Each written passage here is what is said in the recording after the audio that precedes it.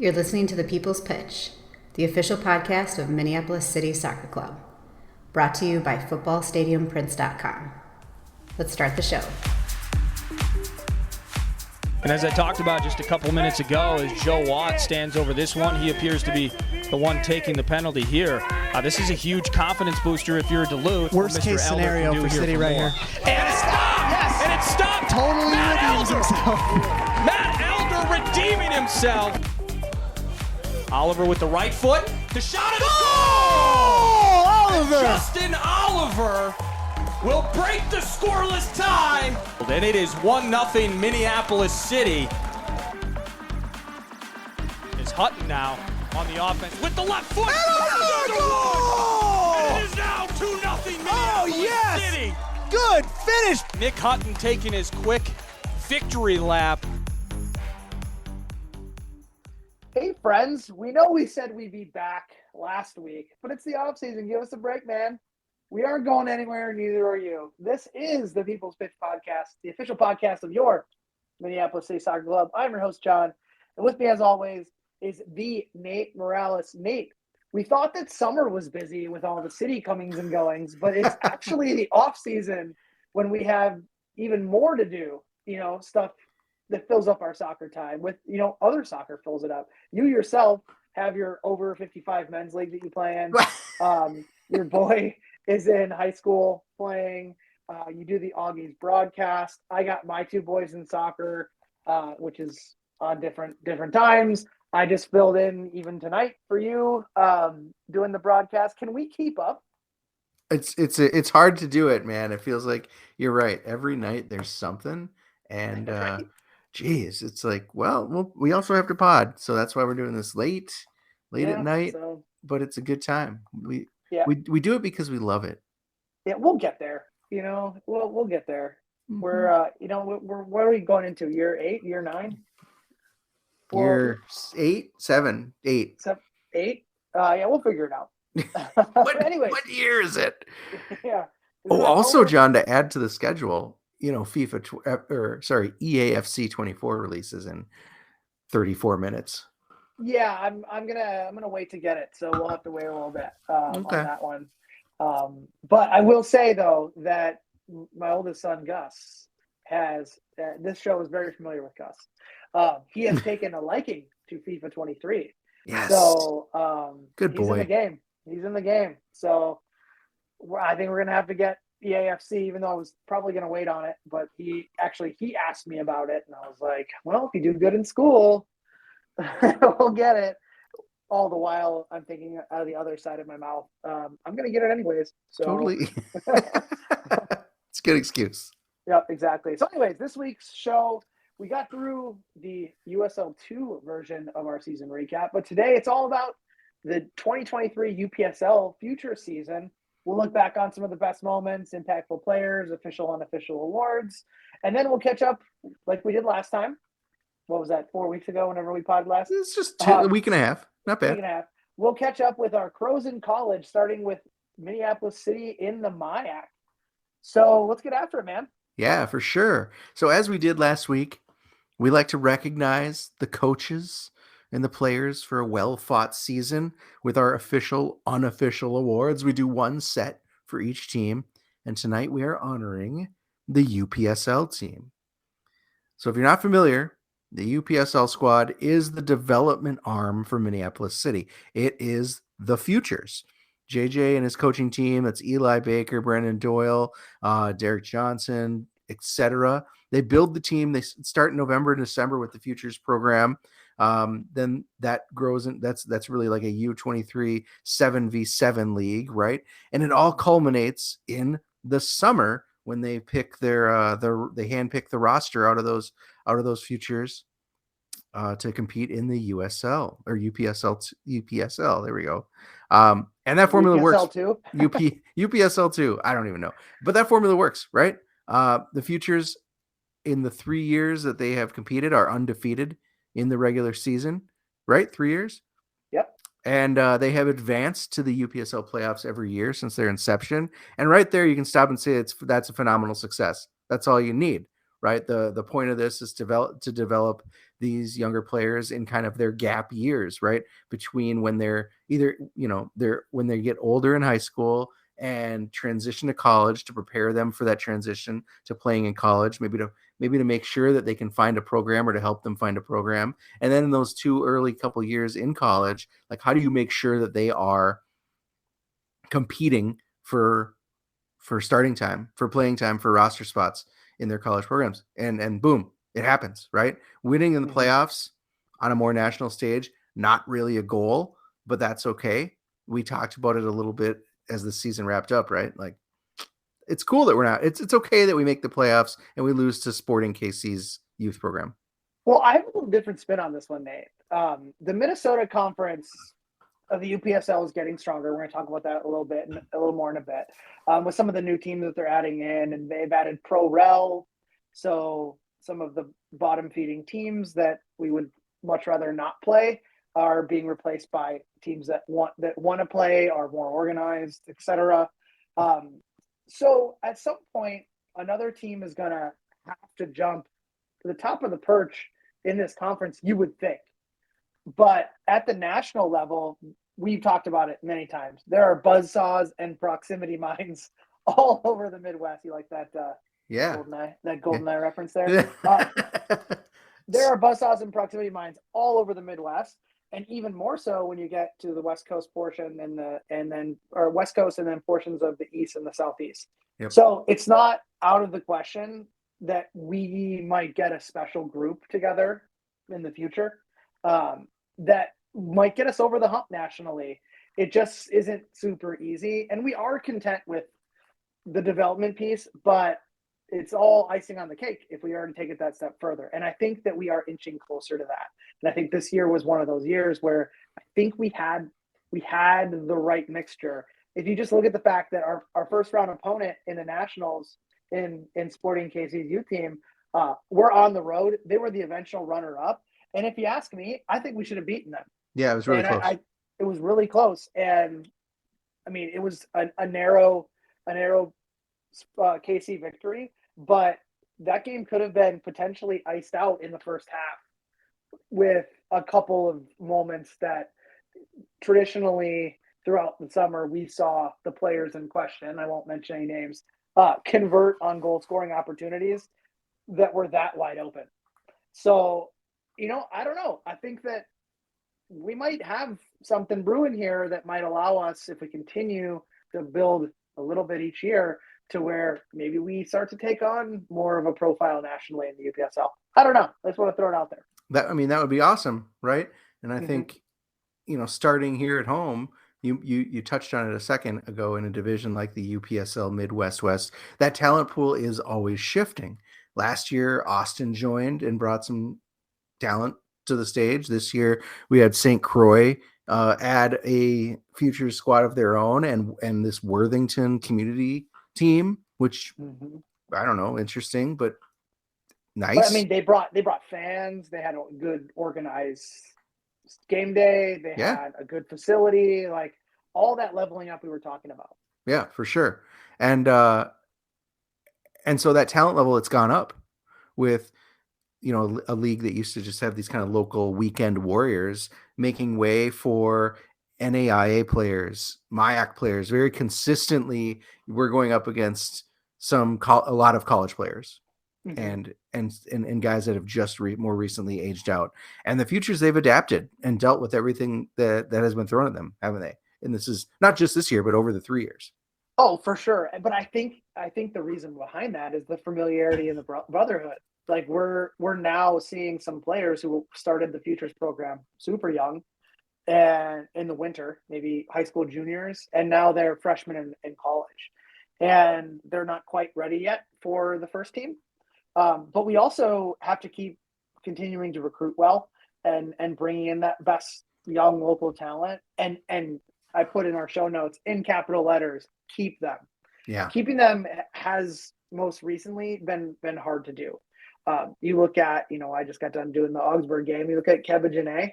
He was in our futures program, and then he ends up going to Blackhawks and scores the game-tying goal against us.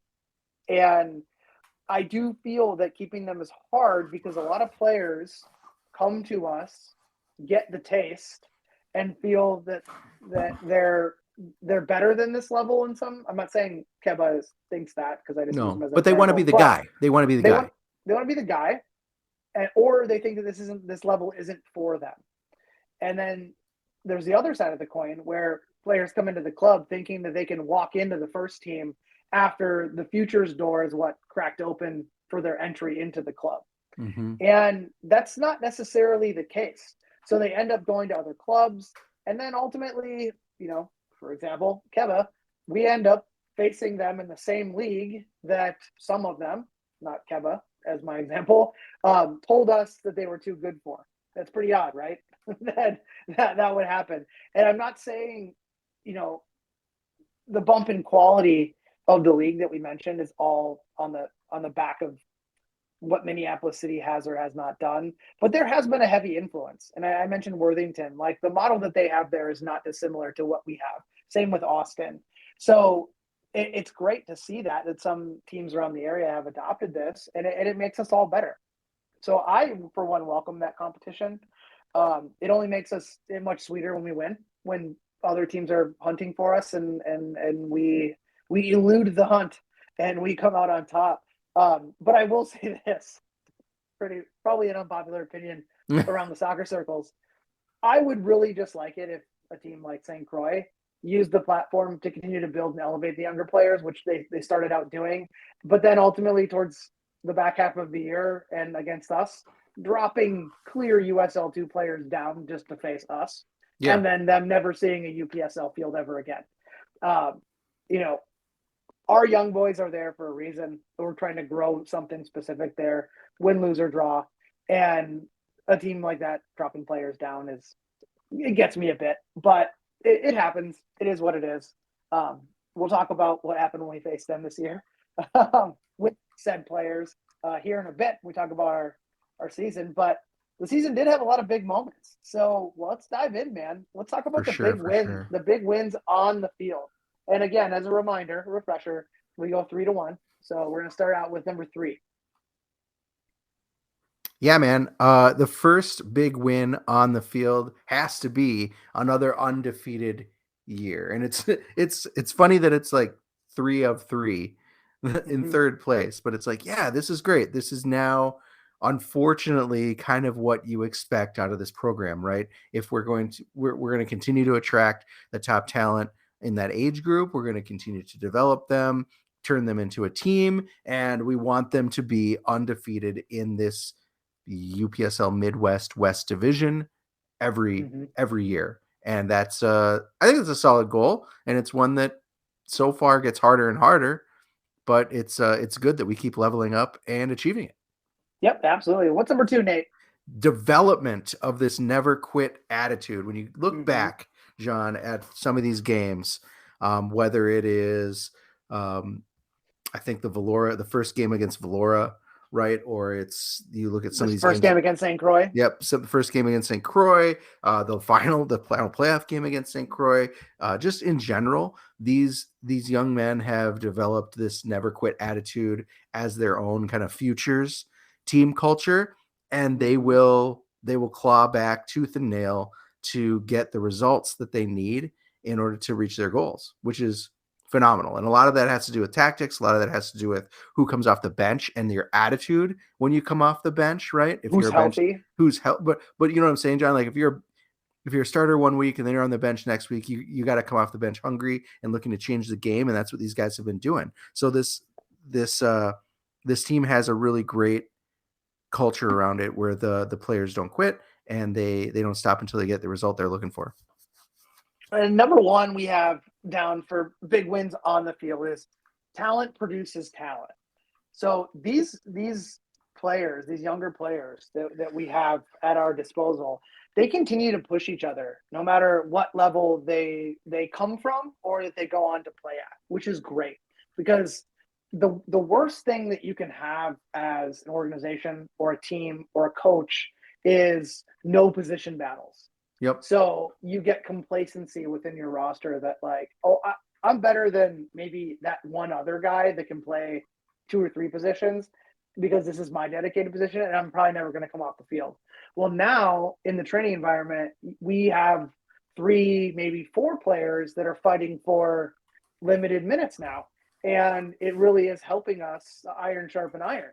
And it's just great to see. And it started to happen in our first year in the UPSL with the famous Prunty 352. And then it materialized into when the futures got in, and it's been great. It's been great to see the position battles and the players fighting for it, but still having that brotherhood that they like. If they're not the guy, someone else is the guy, and it's great. Specifically, just to illustrate that, John, look at the midfield, right, where you've got guys like Johnny Bear, Carlos Robles, you've got Jordan Ross, and Griffin Price. And that's the thing, is they all kind of, in the end, it's like it's Griffin Price, the high schooler, that grabs hold of the starting job down the stretch, right? And it's and those other guys are Swan. Oh yeah, yep. And those other guys are better off for it, right? To say like, okay, we really have to compete. Like it's not a job that's just going to get handed to me, and they know it when the keys get handed to the 17-year-old.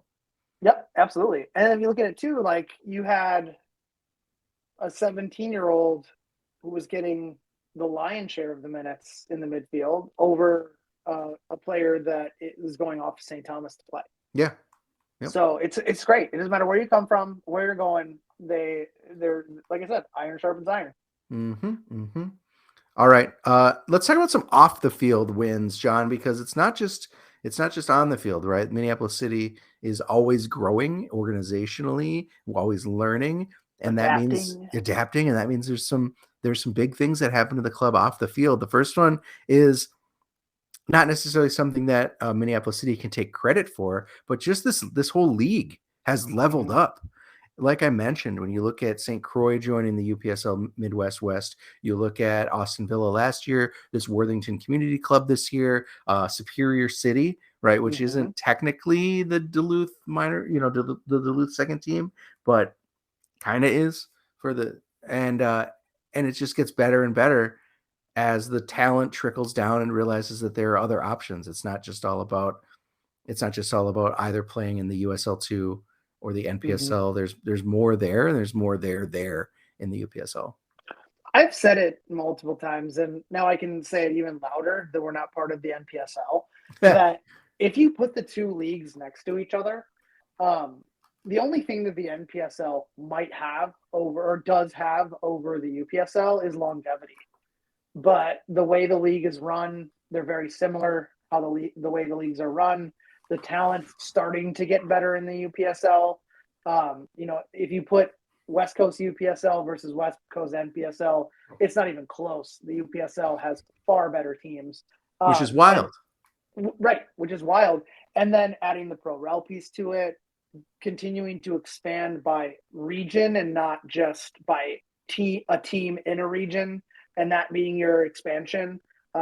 I think they're gone are the days where the UPSL is looked at as just letting anyone in.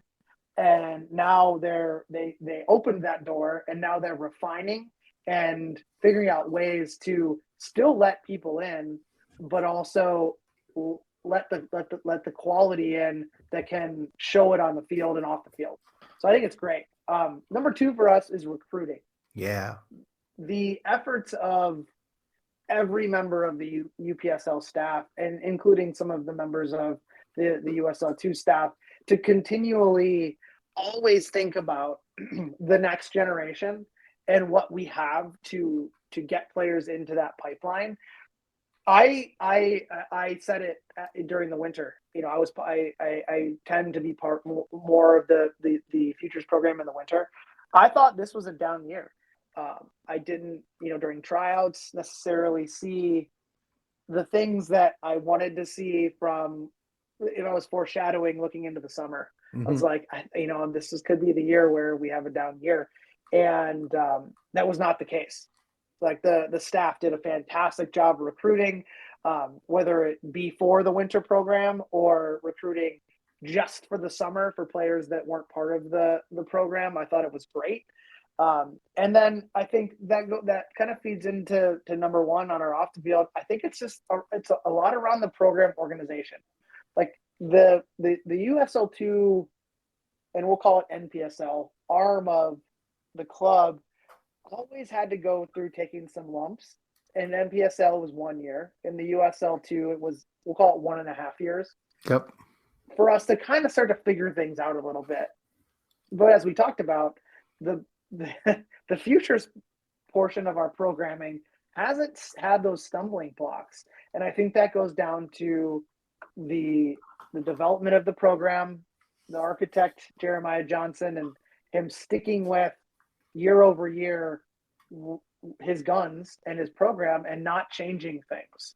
And I think that having that organized program, you know what it is, you know what it stands for, and this is what we're gonna go out with from a product perspective, has continued to show results. Yeah, for sure. Well, now, John, we're moving on to something like more specifically, some of the bigger moments, some of the more exciting things that have happened to the club on the field in this last year. The first one is the 3-0 playoff win against Valora. I think you were up in the box with me. It was nice that Valora brought the streamers. So that was cool. We were kind of, it was kind of, we found out we can't do that, which is well, it happened. Yep. We can't undo it. Yep. So that was cool. Valora brought some people up into the booth. Oh, well. And I think that was the moment, John, when it was like, oh, this is a team that caused us problems in the first. You think about the first game of the year, first game of the season, 1-1 draw. They came out really physical, right? And it was a learning experience for our guys. And the second time we face them, when in a playoff scenario, when the whole season's on the line, destroyed them. It wasn't even. I mean, we played them right off the field. There was never a moment. Easily 6. There was no moment where we thought, oh man, Valora is going to come back. Yeah. No, I completely agree with you. Number 4 for me is the 1-1 draw away against Blackhawks. So I think that was kind of the defining mid to late season moment of they got a little complacent with a couple 4-1, 3-0 victories, and that it was like, oh, we really do have to throw it in that extra gear now, like if we don't, we might be losing the historic success that we've built. So I thought that was a real defining moment because we had the game in hand and we had those momentary lapses. What does Nordo call it? The 6 minutes of stupid. Mm-hmm. We had that and we got punished for it, but we're able to quickly turn around and take it out on the next opponent and continue that ride into the national playoffs. Number 3 for me was one that I was also on hand for, was the 3-goal second half versus St. Croix. Sitting in the stands for that one, I'm sure you could probably hear me screaming from the press box. Just how dilapidated we looked in the first half, going down 2-0, and then ultimately going down 3-0. Going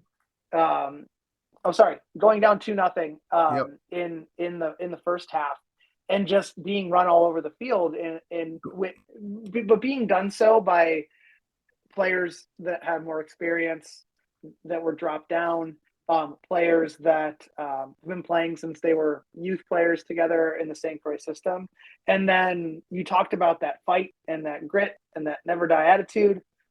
I think you couple that with just the tactical changes and personnel changes that the coaching staff put in for that second half. It was absolutely the right moves, and St. Croix had no answer for it. I think that they burned themselves out in the first half, and then that was kind of the rope-a-dope that our team was looking for. And in the second half, they came out and we're like, okay, you scored 2. Well, we're gonna get back in this, and it was through determination, ugly grit goals, and then the quality started to shine when they got tired, and we were able to pull back that victory from the jaws of defeat when everyone else there was angry at halftime, and the team came out and did their thing in the second half. Yeah. I mean, like you said, going in the locker room down 2-0 looked like that game was done, right? But coming out and being able to fight back, that's kind of what we were talking about earlier too. These guys learning that what it means to never give up. Number 2 on the big moments list is, John, it's the 120th minute goal in the playoffs by Colin Byrne versus St. Croix. A lot of St. Croix moments in these big moments, because I think this is when our team showed up the biggest over the season in the two games that we played them. But man, when that game, what a roller coaster to feel like almost reverse of the game where we won 3-2, right? Where we were up and we felt like we were going to coast into that pretty comfortably with a 1-0 win. And then they scored at the last possible moment. And then in the next 120 minutes, the game was up and down, and they score the go-ahead goal in the 116th, I think. And we thought, and that was it. Like, oh man, it was a good run, but again, out of nowhere, basically, just pure determination. The team is able to find a way to tie it up and lead to our number one big moment, which was that marathon penalty kick. Was it 14 or something like that? It was, yeah, at least, right? I think I was in Milwaukee with the first team playing Bavarians. So we're in the beer hall watching it on someone's phone. And it was like, how many kickers? They're like, I think it's like 6 or 7. And then you hear the commentator, the 14th kicker. We're like, holy shit. Yep. The keepers had gone. I remember early, it looked like Jordan Ross might have had a goal, had his goal, because he had a weird little run up that was nervy. Like, man, every moment, just both teams stepping up and burying their kicks until finally Daniel Linder saves one, and the next guy up is able to convert, and that was it. So that was to win the UPSL Midwest West playoff title, which is a different thing than the regular season title. Another trophy, we'll take it. Number one biggest moment from the season. But yeah, absolutely. Not just big moments this season. There were teachable moments. There always are, Nate. And the number 3 teachable moment is some of these guys learning that the UPSL Midwest West is not the soccer they came from. It's not. You're not playing at South. School. You're not playing at Hopkins. Yep. You're not playing at Gustavus. It is. These are some big dudes that you're going to go up against, especially in that first game against Valora, when you're like, oh, that's fucking Pablo Campos out there. Yeah. That is always, I think, year in and year out for some of these guys, a teachable moment to understand what it means to go up against guys that are bigger and faster than you. Yeah, absolutely. I would agree with you. Number 2 moment that we have down is better integration into the first team. I think this is something that organizationally we struggle with. That, there have been opportunities for players to elevate, but typically it's like end of the year, filling out, a travel roster or whatever. But I think that we need to do a better job of not only the exposure into the first team environment, if we truly are going to utilize the futures as our proving ground and feeder system for the future. I'm doing air quotes, can't see me. But I think we just have to do a better job of it. And I don't know how we do that.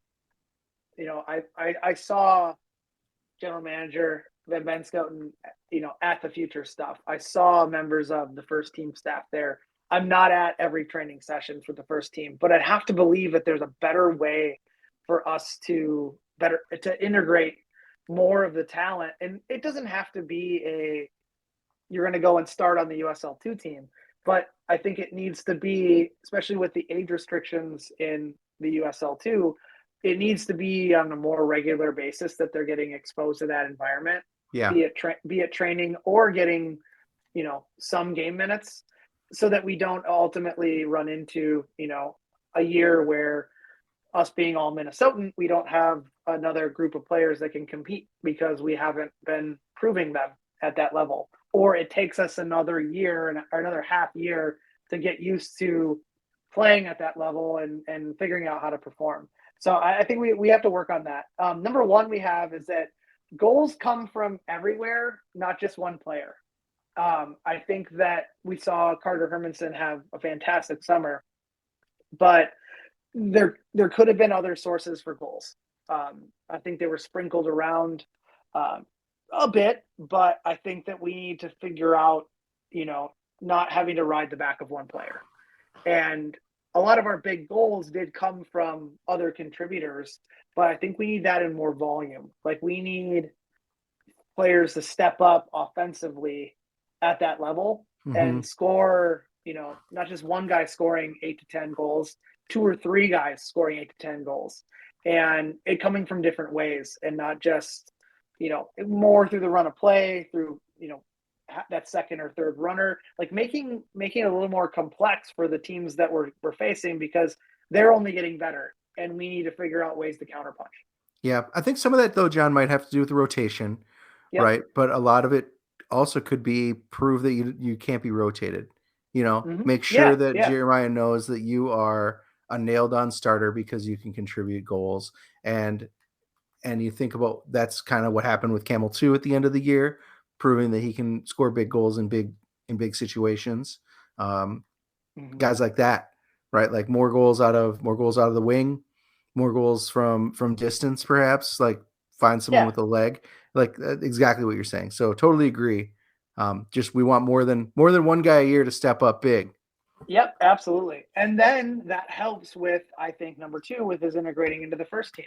So you have that standout player, being able to remove them and not skip a beat because you have another player who's proven themselves at the UPSL level, I think is better for everybody. Yeah. All right. Well, on to our individual awards, Nate. Why don't you kick it off with Staff Member of the Year? I will. Staff Member of the Year, John, is one that, what do you say in a team when the team goes undefeated for the third year, and it is the same staff every year in and year out that do the recruiting and do the coaching and do the training. But I think it's important in this instance to recognize Alec from Twin Cities Orthopedic, the trainer for the Futures, keeping these guys healthy. In this kind of a situation, depth is always an issue. You want to make sure that all of your guys are, first of all, stay healthy so they can go back to their high school and college programs and contribute, right? Their coaches are not going to be happy if they come back from the Futures injured, but also just make sure that, week in and week out, they're prepared for those grinds. And I think Alec does a phenomenal job with our young guys. Yeah, so, absolutely. Congrats, Alec, Staff Member of the Year. It's our first trainer getting a Staff Member of the Year recognition. He's always there, and keeping the players on the field is important, and making sure that also keeping them off the field is equally as important. When these guys are like, "No, I can go," and you're like, "No, actually, you can't." Yeah, and here's why you shouldn't. Versus some teams at our level, like they're going to trot you out there whether you're healthy or not, because you're all they have. So it is important. And you saw Alec also elevating to help out with the USL2 team. So always around. Way to go, Alec, from Twin City Orthopedics. Congratulations. Congratulations. We've mentioned his name a couple of times. Let's talk about our Young Player of the Year, John. This is it's kind of the easiest choice, but also I think it's a good one because he is the youngest player on this Futures squad. He is a high school student. He is Griffin Price, and Griffin contributed down the stretch as that starting presence in the midfield. We already talked about this. He beat out guys that are playing at Bethel, guys that are playing at I think St. Mary, guys that are playing at Gustavus, right? To be like, I'm the guy, and kind of dared everyone to show him otherwise. And it's just phenomenal testament to the effort that Griffin put in and to the talent level that he has. So congratulations to Griffin Price, the UPSL Young Player of the Year. I'm looking up trying to find some stats on our next player. Let's see here. Okay, pulled it up. Our next is Most Improved, and we selected Michael Doshin. Michael was a player who is the second year in the program. In year 1 of the program, no disrespect, Michael, I didn't really rate Michael other than like a depth, high energy player. great locker room guy, great team guy, always positive. Fast forward to year 2 in the program, I was like, because we do a player draft for the mentor coaches for the players to select on our teams for the winter 7-on-7. Yep. And I was like, I need that guy. I need his energy. He's scoring goals. He can play multiple positions. Physically, he's above everyone because he's been here before. He understands what it is. And I remember talking to him because he was on I did get a chance to select him on my team. Talking to him about like, what's soccer look like for you? You've aged out of high school. Like, are you trying to play college? And he was like, he was going to the Merchant Marine Academy, which he has made the team there, and contributed in the Merchant Marine Academy. My great grandfather was in the Merchant Marines. So there you go. He has contributed in played in all 8 games. Getting at least 20 minutes in all 8 games as a freshman, starting one of them. Hasn't gotten on the score sheet, but I haven't watched him play, so I don't know what position he's playing. But I asked him, like, what does it look like? Because I want to play in college. Like, what can I do out of anything to make the summer team? And I was like thinking, like, well, you start thinking about the players that are coming back. You look at Parker Flynn's of the roster, and you're like, these guys played a year in college, and like, it's going to be tough, man. And all this guy did was put his head down and work, and he made the team. He started in a lot of games for the Futures, came off the bench in a handful of games, and provided that energy spark in a situational environment that the coaching staff needed it. Yep. And he continued to get better. Do I think that Michael is a future first team player? Respectfully, not right now, but seeing how he improved from year 1 to year 2, now going off to the Merchant Marines, playing a year as a freshman, getting some minutes, like, let's see what it looks like for him coming back. And maybe it's another year where he's a go-to guy for the Futures program and continues to improve and work his way into potentially being a first team player. All right. Congratulations to Michael. Up next, John, the breakout player of the year. So this isn't really like a young, not necessarily someone young, not necessarily someone that's new to the team, but somebody that all of a sudden makes you stand up a little taller in the booth and try to figure out, like, who is that guy? He's looking phenomenal. Yeah, and we selected Mason Gillian. Gillian. You correct me on that. You're better at pronunciation. I can. It's probably Jillian. Okay, well, we'll just go with Mason. Mm-hmm. How about that?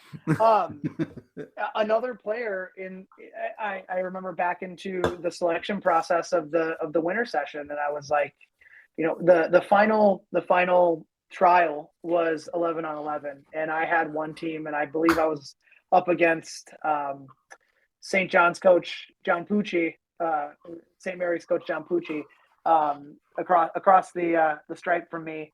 And I'm going through, like, putting the players where Coach Jeremiah and the coaching staff asked us to put players. And Mason was one where I was like, I need a left back. And he's like, I'll do it. And I'm like, okay, like, where do you play? He's like, not left back, but I can do it. And then was phenomenal. And I was like, man, this guy's got something. And then, we go into the Sevens League, and I'm like, you know what? Like, he's solid, doesn't do anything special that, like, stands out, but why can't my team attack on that side of the field? Oh yeah, it's Mason. He's shutting us down. And then we get into the selection process for the summer, and I was like, he's got quality. He kind of showed it, but I think that there's some other players that might be ahead of him in the pecking order. The staff chose him, and when he was not playing right back at this time for us in the summer, you felt it. You were like, how come on the opponent's left side of the field they're attacking in droves? And you're like, well, Mason's not playing today. And that's the type of breakout player you look for, in a player who might fly under the radar, but then all of a sudden you look around the field and you're like, why is everything going to shit somewhere? And you're like, that person's not there. And for this team, I really felt it was Mason. Wow. All right. Congratulations, Mason. Up next, John, newcomer of the year. And this is a guy that down the stretch and in the playoff game against St. Croix perhaps made the biggest impact. And that now he's blowing up. Now he's blowing up in school. Oh, dude, blowing up big time. We're going to talk about it more in a little bit when we go into the city and college run around. That's goalkeeper Daniel Linder. I had no idea who this guy was. And I remember the first game of the season, I was like, hey, how's the goalkeeper doing? And you're like, well, he's made some good saves. Okay, great. Well, I didn't really watch him in college. I watched a handful of Carleton games. He didn't stand out for good or bad in any of those games. Didn't really get tested. And we look at the elevation of Futures legend, we'll call him, in Evan Siefkin in net, into being elevated into the USL first team and all the things that he did. And we went through his contribution to the big moments and the big games and the awards last show. But Daniel stepped in and was like, this is my opportunity. And it came up big. And I think grew as the season went on. And for a newcomer to come in after the winter season, you're like, I hope this guy pans out because he's here for a reason. Either we don't have anyone or we don't necessarily at the UPSL environment trust what we have, or he's just far away better and we whiffed on him in the winter session. And I'm sure glad that we picked him. And I think that the level he played at this summer is contributing to what we're going to talk about in a little bit. Yeah, for sure. Up next, John, let's talk about the defense. We're in the MVP territory, and let's talk about defensive MVP. I think we need to change this to MVC, most valuable Crow. Oh yeah, okay. Maybe next year we do that. Sure. For me, it's Rigo. It's Rigo Arellano. Is that right? I always pronounce it wrong. Ariano. Well, Rigo. The funny thing is, I go back to, again, the trial period in the winter, and there's two different groups. Obviously, there's a group that starts out elevated because they're returners or they come with a profile, and you want to see them against the best. And then there's a field of the other trialists that are originally not selected for that top group. And I'll be honest, I tend to gravitate towards watching the group that's been selected to play versus the remaining trialists. And I remember talking to Eli Baker, and he's like, "Have you seen number whatever trialist?" And I was like, "No, I saw him like in his fitness stuff, and he didn't move very well, but I haven't really given him a look." And he's like, "Flip around and watch him play another field." And I watched him play. I was like, holy cow, we literally almost completely overlooked this guy. And wow. From a defensive perspective, he's unique because he comes from California by way of Northwestern College, and then he just transferred to play for one of the Olivers at Hamlin, and is a lockdown starter for them, but ultimately became a lockdown starter for the Futures program. He doesn't pass the eye test because he moves a little unorthodox. His style of play is rock solid, but he just moves differently than central defender typically moves. So I can see why he's overlooked. So then I just asked him, "Hey, Rigo, like, why are you here? You're from California. I looked you up and you were winning like most valuable player of these MLS Next tournaments, and you're playing at Northwestern. How did that happen?" He's like, "Well, I just got overlooked." And I'm like, "Holy shit, we almost overlooked you too." I think if you look at both of our rosters, he's probably the most natural defender from a reading of the game perspective. And that goes like all the way to the top to the Jonah Garcias and the Wes Laurens and the guys that are doing it at the highest level. He reads the game so well. So he is constantly picking off passes from just anticipating lanes where the passes are coming from with ease. And he has a great touch on the ball. He rarely ever gives it up. And he's very strong in the tackle. And I think that if he sticks around Minnesota, he has a bright future with our first team. But that's foreshadowing. But if he had not been there a lot of times, we would have had to course correct, especially in the time of the year where Nick Kent, who everyone on the show should be familiar with, wasn't healthy. Rigo was it at the back. And that's no disrespect to Tyler Beaupre or Alvaro Arce, who also played centrally in the back for us. He was just it. And by the end of the year, who was wearing the captain's armband? He was. Yep. So I think that he absolutely, for me, was number one standout defensively. All right, up next, John, it's got to be, you know who this is. It's the offensive MVP, and who else could it be but Carter Hermanson? Not only did Carter score the most goals on the year in this club, but he scored them in clutch moments, in big games. Every which way. Every which way, from the spot, up close, getting dirty in the box, from deep. I think Carter Hermanson was the far and away clear choice for offensive MVP for us this year. And now he is dirty in the box from deep. You know it. Now he's down in St. John's, just doing his thing. Yeah, he's down at St. John's. I completely agree with you. And this is where I talked about like where our goals coming from, because if you removed Carter from this squad, we're talking about those 3-0, 4-1 games being 2-1, 1-1, and our season is less successful.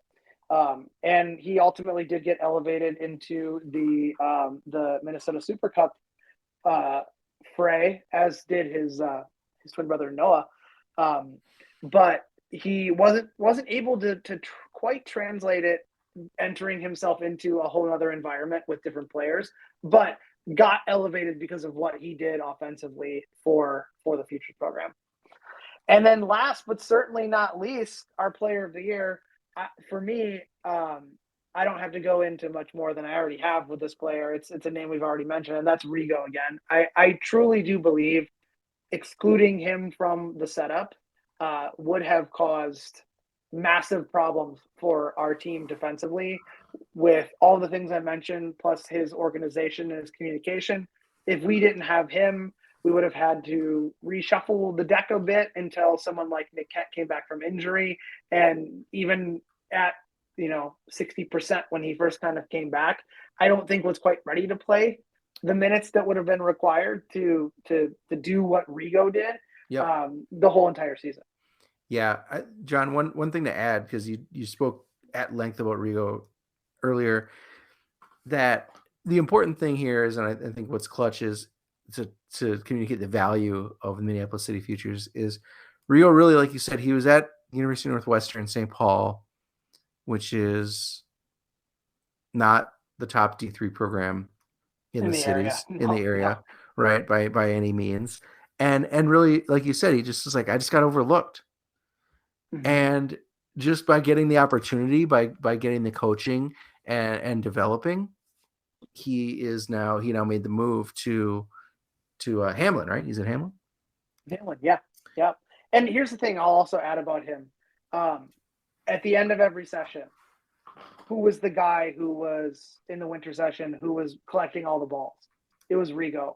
Who was the guy that was always there first, getting warmed up, getting ready to go? It was Rigo. Mm-hmm. Like, the dude is all in, and it just shows that like he might come from a different environment. He might be used to, this is what you do, constantly shaking everyone's hand before he leaves. Like just such a great teammate, but sometimes you get the guy who's a great teammate and it doesn't translate to the field. Yeah. Or you get the guy who is lights out in the field and doesn't really translate to being a good clubhouse guy. He's got it all. And, in my opinion, he could have been player of the year, defensive MVP, newcomer, like you name it on all this. I think he just was so rock solid for us. Agreed. So congratulations to Rigo Arellano, the UPSL player of the year. Let's take one more look back at the UPSL season. This team finished with a record of 8 wins and 2 draws, one more season with 0 losses, 26 points on the year, which you and I figured out that's pretty much the guaranteed win. Yeah, that's got to be you get to win automatically. 22 goals for, 7 goals against. All in all, John, one more successful season for the Minneapolis City Futures program. And it gets started again once the high school season is over. We give the boys a chance to, the high school and college season, I suppose, are over. We give the boys a chance to kind of relax, to kind of recover, and then tryouts start in earnest in early December. And then there is another round of tryouts over the winter break for the guys coming back from college. And then the spring 7v7 season starts. Yep, absolutely. And I'm just going to mention one quick thing about our breakout for our most improved player of the year, Michael Doshin. I just pulled up his U.S. Merchant Marine soccer roster. He is the only person that we have that I've checked out that is on a college roster that lists his previous club as Minneapolis City. Oh, that's wonderful. Yeah. Everyone else is like, I played at, this high school or this club, this youth club, but he listed Minneapolis City. So good for him. Anywho, let's wrap up our final thoughts. You starting on this past season for the Futures program. Yeah, I mean, I think my takeaway from this program or from this season is this. It feels like every time you and I got together to talk about the Futures, to talk about the UPSL season, we came back to one thing, and that is people need to watch these guys. Yes. You know what I mean? Yes. People need to come to these games. People need to get excited because this is good ass soccer out there. It's not like men's league. It's not weekend stuff. It's not Sunday night 35 and up 55 plus. Yep. Rose are like these kids, and it's not high school all over again either, right? This is good soccer. It's exciting to watch, and getting invested in the future players for the club only benefits yourself as a fan, and of course benefits the club because people know the players, right? So if you ever complain like, I don't know these guys, it's like, well, you should have been around because they've been here playing for us for 2 years, and you just haven't been watching those games. Yeah. Excuse me. I could not echo your sentiment any better. I think you're 100% right. People need to come out and watch these players play. I think the one thing that stands out to me is that 2 years ago when the program was started, it was kind of like, okay, we're going to add this thing. How's it going to work? What are we going to do? And then, fast forward 3 years later, we're like, holy shit, like this works. And I have constantly been asked time and time again in my soccer circles, like, why don't you guys have a youth team? Like, that's where all the money is. And I was like, yeah, but that's where the parents are. Yeah. And the parents are a problem, as you know, from having an involvement in club and high school soccer. Yep. But I was always like, well, we're starting this, this futures thing. And this is kind of what the model is. And we're going to give it a go and see how it works. And then in year 2 was, hey, college coaches. Hey, I see this thing you're doing. Tell me more about this player or that player. And I'm like, yeah, like this is what I see. This is what I know. Can I help you get in contact with them? Awesome. Great. At all different levels, Division I all the way through NAIA. And the importance of this program on local soccer is even bigger, in my opinion, than what we did with Minneapolis City to start at the senior level. Yeah. Because that model has been replicated over and over, not only here, but in other parts of the country. And yeah, it's great. It works. Good fan involvement, cool jerseys, blah, blah, blah. Add anything from the list. But I'm not trying to puff us up here, but the futures model, now it's 3 years past and people are starting to see the benefit of it. And it's only going to get stronger. And the word of mouth from high school coaches, college coaches to their players when they go into those final meetings at the end of the season, like, what do you plan to do this summer? The futures program is tossed around often. And we have to continue to not just let players land in our lap. We still have to recruit to the players who don't know about us, but we have a thing, and it's so important. And I think look at what Griffin Price is doing in high school right now, just crushing it. And you look at other players at the youth level. There was a couple players that were even younger than Griffin in our winter session that didn't make the roster or chose not to play on the roster because they were doing their club thing in the summer. Like, they are just absolutely killing it, and that's the point of all this. So I think the Futures program is elevating Minnesota soccer far more than the first team. Yeah. The first team is icing on the cake. So, anyways, I'll leave it at that. But Yeah. The first team's awesome. Don't get me wrong. First team's awesome. But come out and see these guys play. Yeah, and you can. The Crows' summer seasons are behind us, but there are more opportunities than ever to catch them in action in their college careers. So, like between ESPN Plus, of course, the MyAC Sports Network, and just old-fashioned getting out of your damn house and driving somewhere nice, there are Crows on the field in colleges everywhere. And this fall, John, we're going to make sure we touch on a few of them each show to keep the people hyped. Yep, let's do it.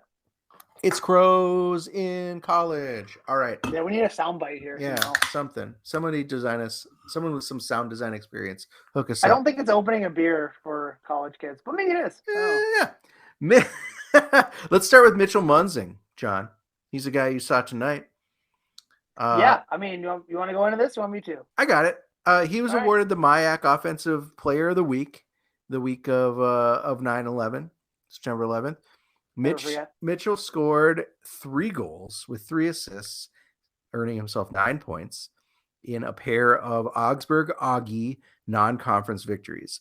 Right now, currently, and this might be different since there was a game tonight, Munzing is tied for 9th in all across NCAA Division III with an average of 0.83 assists per game. He's got 5 total assists on the season, tied for 4th most in Division III. So that's pretty crazy. And you talk about assists. Let's talk about Augsburg sophomore forward Misael Harris. He got 2 more tonight. 2 more? Yeah. He leads NCAA Division III with an average that is probably higher than 1.33 assists per game this season.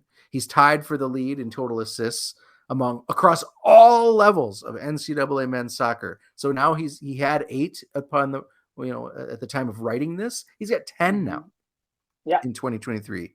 His 3 assists against Hamlin on September 13th is tied for the 3rd most in a Division III game this season. And so, John, like I said, Augsburg, they just played tonight. Thanks for covering that game for me. And they're going to play again on Tuesday away at St. John's. You can catch that on the MyAC Network. Next up at Crows in College is someone you might have heard of. His name is Eli Goldman.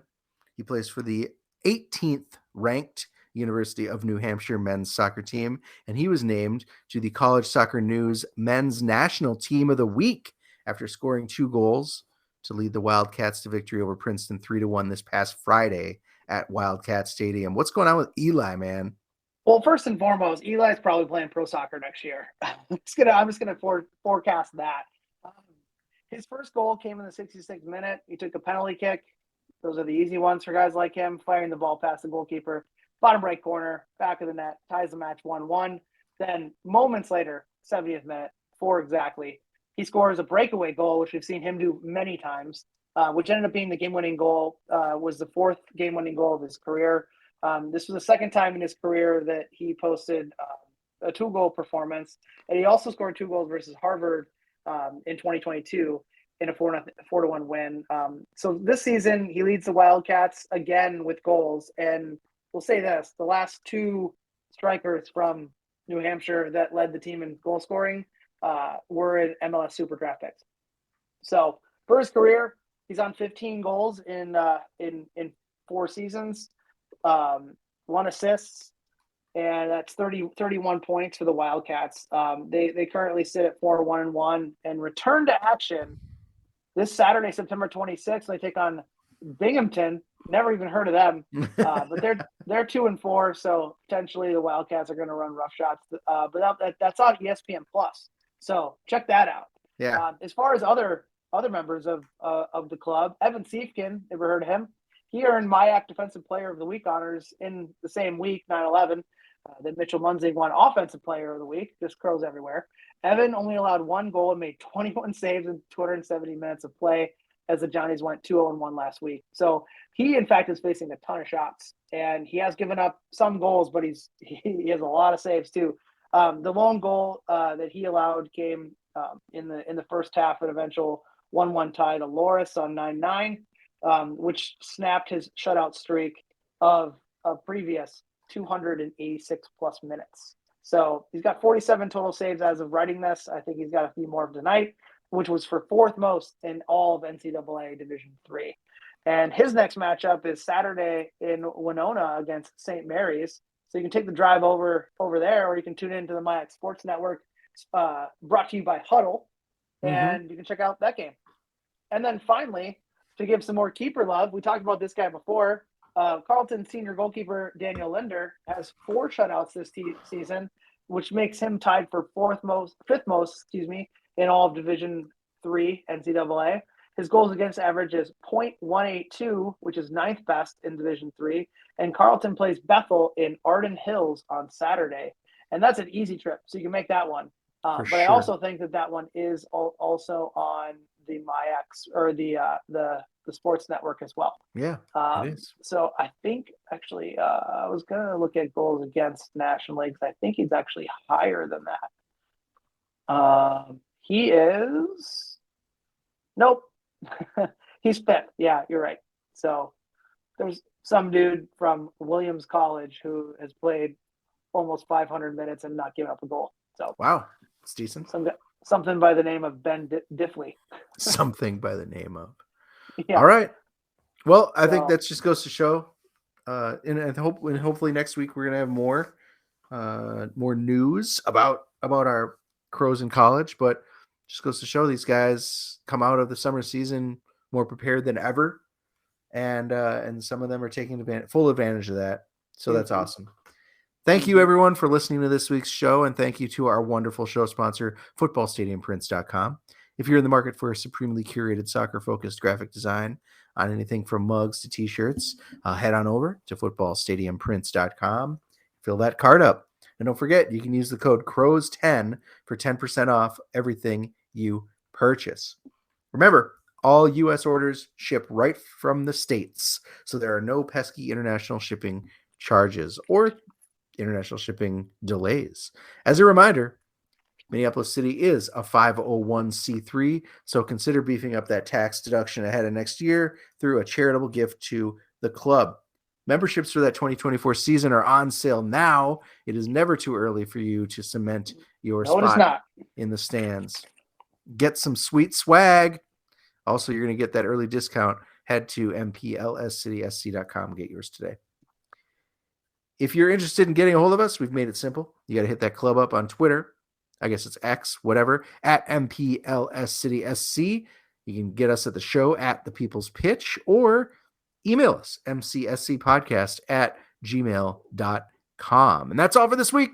I am Nate. That was John.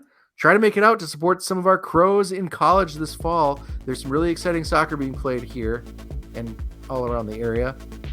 And as always, get up. Get up. The cough.